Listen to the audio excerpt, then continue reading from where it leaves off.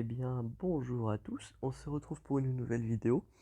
Aujourd'hui, on va parler de la Bad Batch. Hop, moi on est déjà au courant de ce qu'on va parler aujourd'hui. Je vais aller juste dans le bon tag. Donc la Bad Batch. Quatre personnages, Waker, Tech, Hunter et Echo. En gros, j'ai affronté une team Bad Batch full G13 avec chaque lead. Et ça m'a inspiré cette vidéo tout simplement.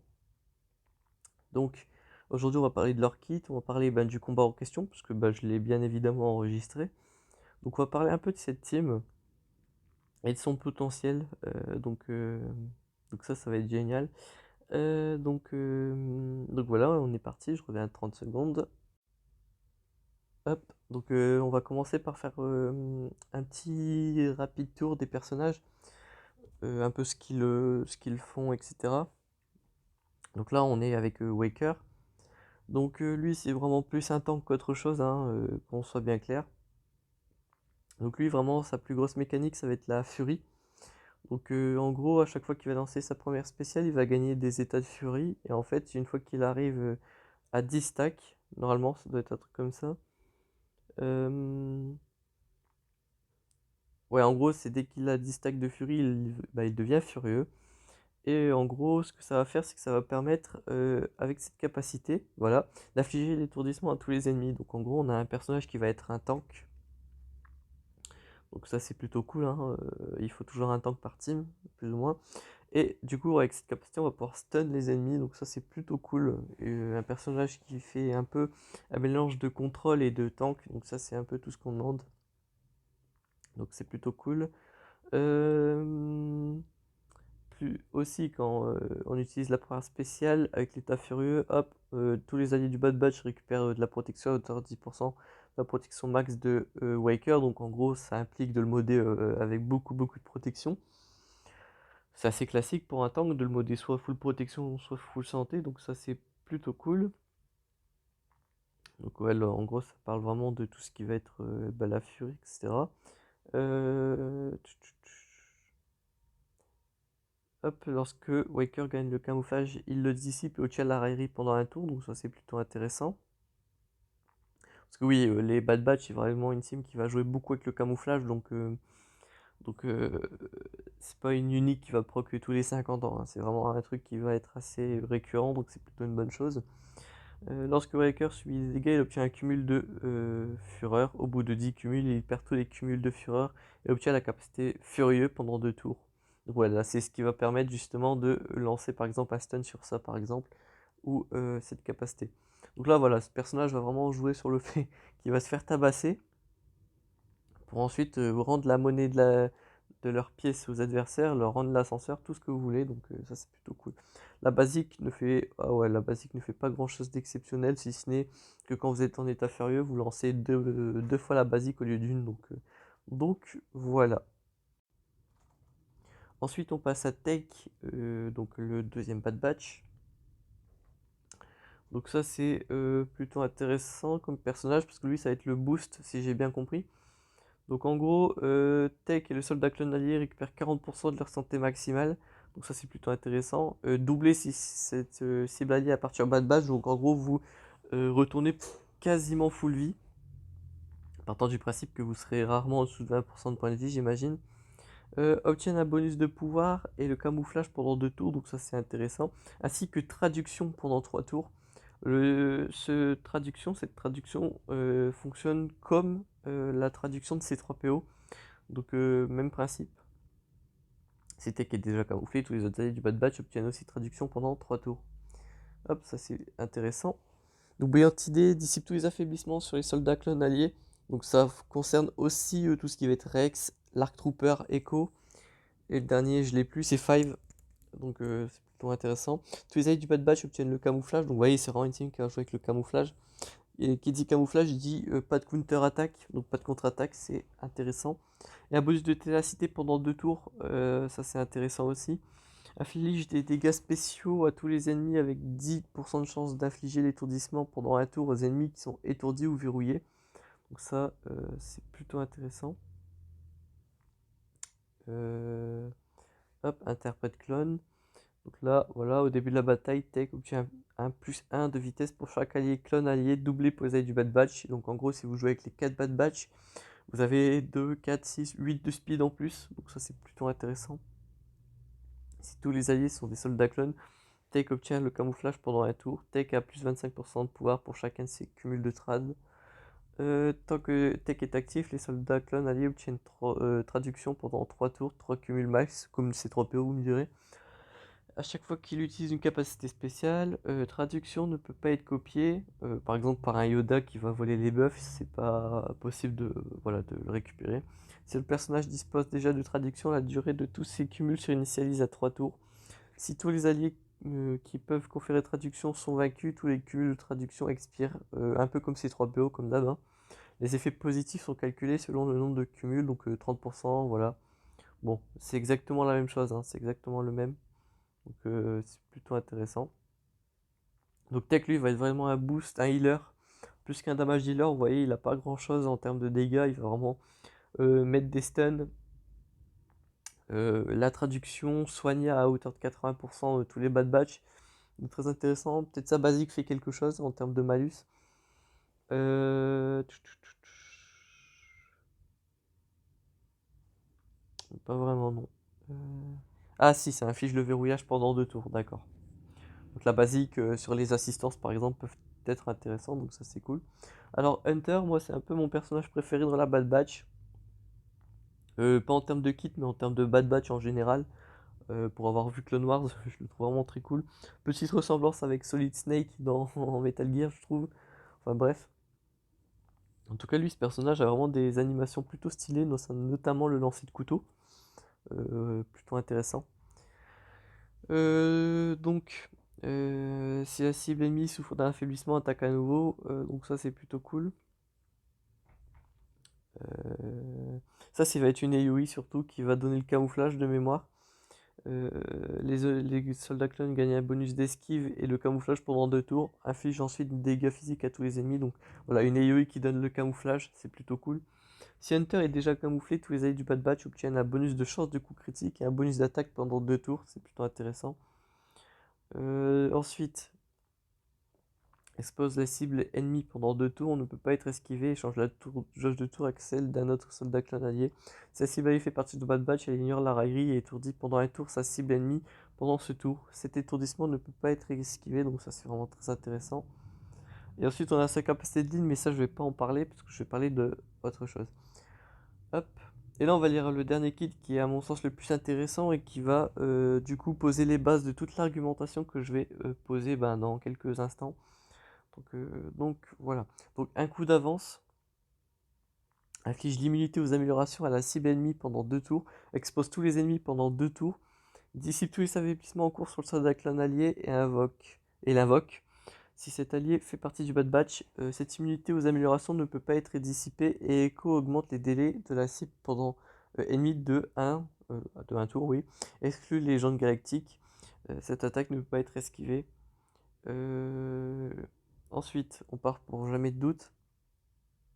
Les soldats clones alliés obtiennent un bonus d'esquive pendant 2 tours, dissipent toutes les améliorations des ennemis et infligent la confusion et l'immunité aux soins pendant 2 tours. Pour chaque ennemi dissipé, les soldats clones alliés obtiennent 10% d'attaque jusqu'à la fin de leur prochain tour et la jauge de tour des alliés du Bad Batch se remplit de 5%. Cette attaque ne peut pas être esquivée ou résistée, donc ça c'est très très fort. Et on va lire l'unique très rapidement. Chaque fois qu'un soldat clone allié obtient ou perd une amélioration à cause de la capacité d'un allié du Bad Batch, il récupère 4% de santé et de protection, doublé pour les alliés du Bad Batch, donc 8%. Lorsqu'un allié du Bad Batch inflige un affaiblissement à un ennemi, ce dernier perd 8% de protection. Si cet ennemi a moins de 50% de protection et plus de 50% de santé, il perd également 8% de santé. Cet effet exclut les boss de raid et les légendes galactiques. Donc vous voyez que le kit de ces 4 personnages est quand même très puissant pour plusieurs raisons. La première déjà c'est que Echo peut infliger immunité aux soins et confusion.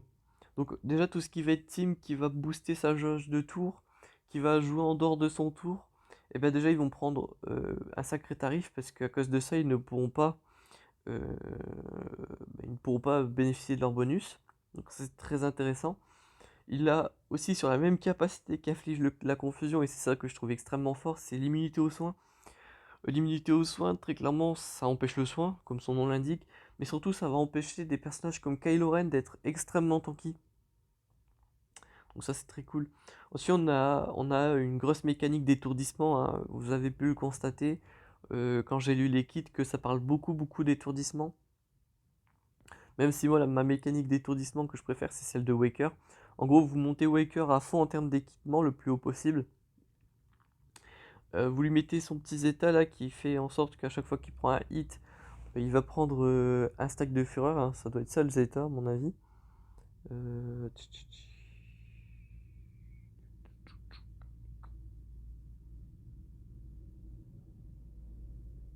Alors non, c'est en gros il obtient un cumul de fureur pour chaque soldat clone allié et chaque allié du Bad Batch.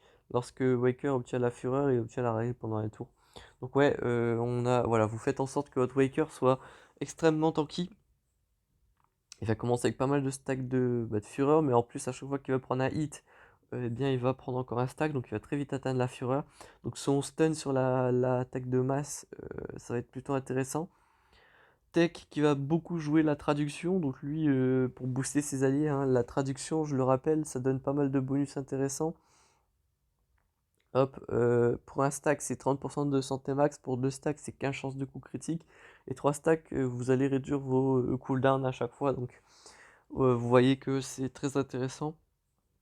Aussi on a une bonne mécanique de camouflage également, pour éviter toutes sortes de contre-attaques, notamment contre les Géonosiens par exemple avec la brute qui va contre-attaquer. Donc c'est vraiment beaucoup de mécaniques très intéressantes. On retrouve vraiment une team control très intéressante où vous allez empêcher votre adversaire de bénéficier de son kit et vous allez justement bien bénéficier du vôtre. Donc ça c'est très intéressant. Et du coup moi je pense que cette team a un lourd potentiel, notamment à bas level pour counter de très bonnes teams. Je pense aux Géonosiens par exemple. On a vu justement qu'il y avait cette confusion. Vous savez que les Géonosiens jouent beaucoup, hein. Ils jouent, si vos 6 Géonosiens jouent d'affilée, c'est 36 attaques qui se lancent d'un coup. Donc autant vous dire que 36 attaques, c'est plutôt intéressant. Bon, c'est pas des attaques à 15 000, 20 000, mais vous m'avez compris, hein, 2 petits dégâts par 2 petits dégâts en sachant qu'il y a 36 coups qui sont lancés. Eh bien, si votre adversaire a un personnage pas très faible, pas très fort, ça peut poser problème. Et en fait, avec la confusion qui est posée, qui ne peut pas être résistée d'ailleurs, eh bien, vous passez de 36 attaques à 6 attaques, ce qui est globalement euh, très fort, hein. Vous réduisez drastiquement les dégâts de la team adverse. L'immunité aux soins, euh, alors je pense pas que le rééquilibrage de santé et de protection des Géonosiens soit possible à esquiver. Par contre, sur le premier ordre, ça marche. Euh, Vous savez très bien que sur le lead du premier ordre, de Kylo Ren sans masque, il va récupérer 4% de santé et de protection pour chaque bonus ou malus qu'il va recevoir. Vous limitez l'immunité aux soins et en fait Kylo Ren ne va plus faire grand chose en termes de régénération. Donc par exemple la Bad Batch contre le premier ordre peut être très intéressant. À gear équivalent peut-être ou à gear un peu plus. À un gear un peu supérieur. Ça peut être très intéressant. Donc ouais, faire attention à la Bad Batch si vous décidez d'envoyer le premier ordre. Donc voilà, ça peut être une team très intéressante. Encore une team intéressante à counter avec ça, ça peut être Mot Motma. Encore une fois, c'est le même principe que les Géonosiens, hein. La confusion va faire en sorte que vos adversaires ne vont plus subir, ne vont plus gagner de tour bonus. Et ça peut être très fort, notamment dans la compo où vous allez affronter ce qu'on appelle la team Turn Meter. Donc en gros, ça va être la team avec Poe, l'éclaireur rebelle de Hoth, Bistan, etc. La confusion va justement euh, empêcher justement tout leur tour bonus, leur gain jauge de tour, qui est vraiment toute la force de la team que je viens de parler, hein, Mot Motma, Bistan, Poe, éclaireur rebelle de Hoth, etc. Donc très intéressant. Dans le même acabit, peut-être les Imtroopers, si vous les affrontez en défense. C'est très rare, mais ça peut le faire, hein. Donc vous voyez toutes ces teams là qui bénéficient d'une jauge de tour. Est-ce qu'il y en a d'autres? Je réfléchis, mais j'ai pas nécessairement beaucoup d'idées. Ouais, donc voilà, toutes ces teams à jauge de tour.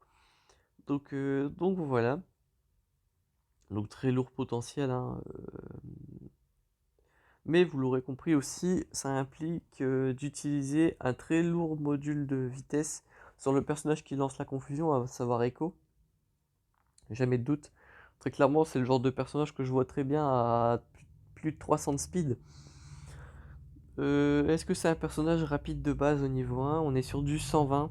C'est pas très très rapide, mais bon, j'ai déjà vu pire, j'ai envie de vous dire. Ça implique un set. En vrai, quand vous allez le passer équipement 13, il va gagner pas mal de speed. Donc, à mon avis, il sera peut-être à 300 de speed assez facilement. Donc c'est cool. Mais ouais, ça implique un 300 de speed, j'imagine, sur Echo pour pouvoir outspeed pas mal d'adversaires sans trop de problèmes. Et c'est là où je vais vous montrer le combat que j'ai enregistré. Je reviens vraiment dans 2 secondes. Hop, donc me revoilà. Donc, hop, on lance le combat. Donc j'ai fait Gasclone versus Shakti Bad Batch. Et là, vous constatez et vous comprenez du coup pourquoi j'ai pas parlé du lead de Hunter. Tout simplement parce que Shakti, une fois que vous avez débloqué Gas, bah, vous allez l'utiliser en leader avec les clones, avec la 501ème. Et du coup, vous vous retrouvez avec une Shakti qui sert pas à grand chose dans les modes de jeu où vous allez utiliser Gas Clone. Donc par exemple un Trium Viracite en termes de raid. Ou en grande arène, hein, tout simplement. Vous allez vous retrouver avec une Shakti. Voilà. Moi, je la mets euh, sous Padmé. Mais c'est vrai que l'utiliser en leader, c'est plus intéressant. Donc voilà. Pourquoi l'utiliser en leader? Parce qu'elle donne plus 35 de vitesse aux soldats clones. Les Bad Batch sont considérés comme des soldats clones, ce qui est très logique. Donc l'utiliser en leader, ça donne plus 35 de vitesse. Donc c'est pour ça que je vous disais que Echo va pas être trop compliqué à passer à 300 de speed. Parce que bah, déjà, vous allez avoir la vitesse de ses équipements. Donc il est à 120 équipement 1. Donc G13, je le vois très bien passer à 180, 190. Et avec un petit set à plus 80, 90 de speed, vous allez être aux alentours de 280. Et avec les 35, vous allez passer à 310, 315. Donc en termes de vitesse, vous n'êtes pas trop à plaindre grâce à Shakti. Et c'est d'ailleurs ce que je faisais, hein. Avant, mon Rex c'était à 270 de speed. Et j'avais pas poussé plus que ça le modage. Mais maintenant que j'utilise sous Gascon, ben, je perds les 35 de vitesse. Donc j'ai dû compenser avec un set de modules de vitesse. Donc c'est pour ça que voilà. Donc on va lancer le combat. Hop, vous allez voir. Donc là, je pense que j'ai fait peut-être une erreur, c'est que j'ai lancé la formation un peu trop vite. Hop. Donc vous voyez, hein, il a une attaque bonus parce qu'il est en état fureur. Là, vous voyez, il va dispel ma formation. Et en plus de ça, il va mettre la confusion, etc. Enfin, il va dispel mon bonus de ténacité et me mettre pas mal de malus. Moi, par chance, je peux lui mettre aussi la confusion grâce à la spéciale de Gas. Mais voilà. Donc là, on constate quand même que Tex et Hunter, c'est un perso un peu plus fragile que les autres. En fait, ils sont tous un peu plus fragiles que Waker, hein, c'est logique. Hop.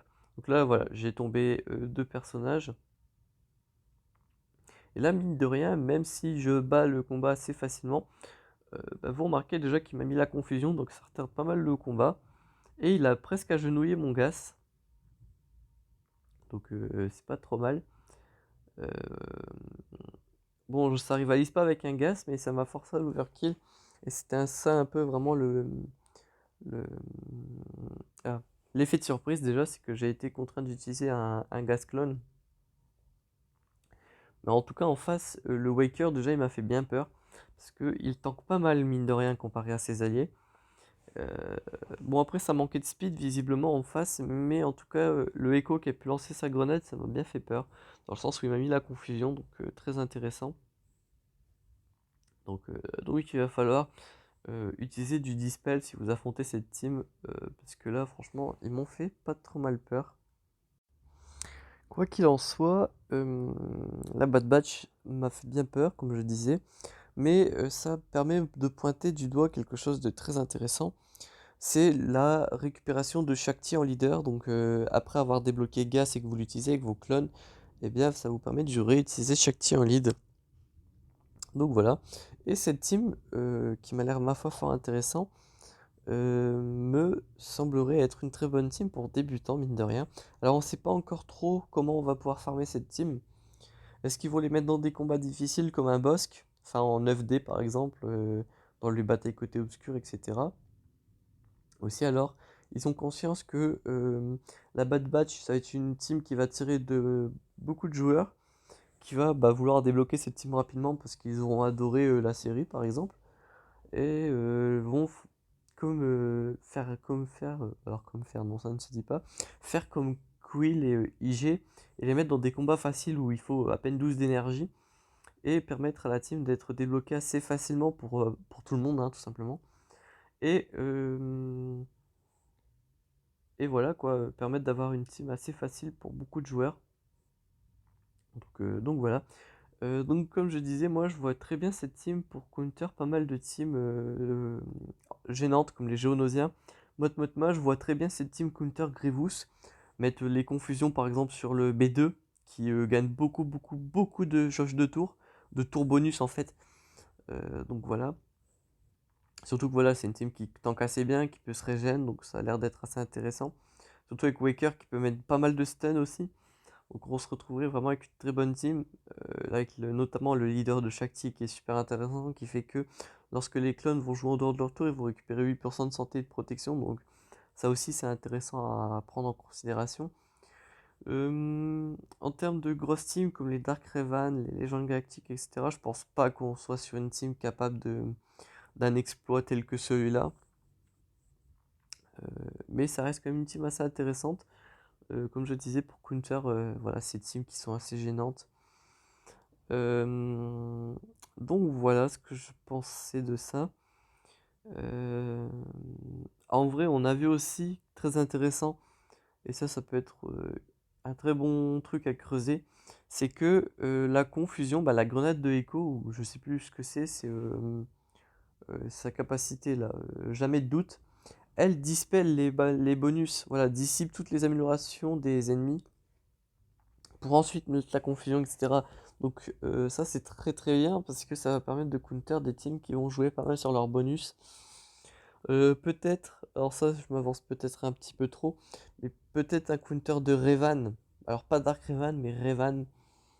Donc voilà.